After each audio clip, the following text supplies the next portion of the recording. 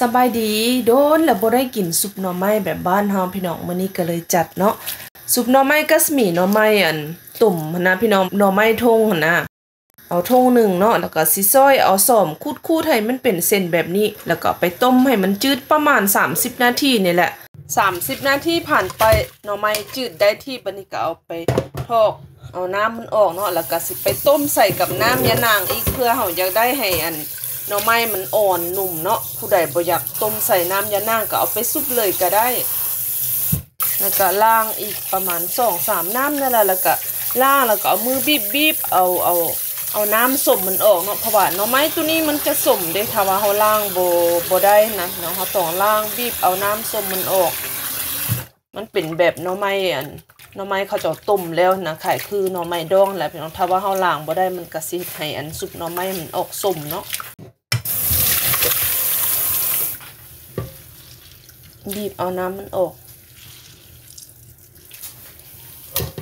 วันนี้ก็จะต้มใส่น้ำยะนางอีกรอบนึงเผื่อเฮาอยากได้แหนหน่อไม้มันอ่อนนะแต่ว่าผู้ใดบ่อยากเฮ็ดแบบนี้ก็เอาไปซุปเลยก็ได้ใส่น้ำยะนางประมาณนี้แล้วก็ต้มประมาณ10นาทีเนาะในเมื่อเฮาท้าให้หน่อไม้มันสุกเฮาก็สิมาเตรียมขั่วกระเทียมหอมแดงขิงมะเผ็ดเนาะส่วนกระเทียมหอมบัวแดงนี่ใส่ตามใจมักเนาะใส่ลายก็สิหอม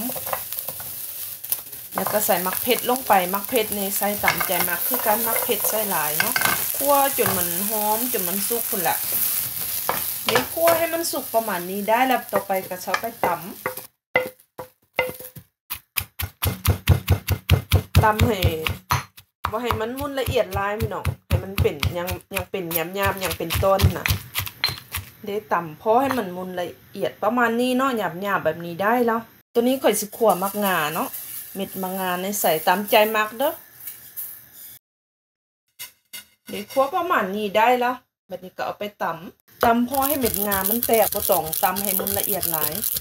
เด้ตำประมาณนี้ได้แล้ว10นาทีผ่านไปได้แล้วเห็นบ่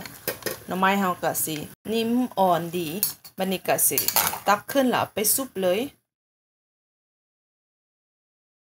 ก็สิซุปใส่ปลาแดกพี่น้องใส่ลงไป2บวง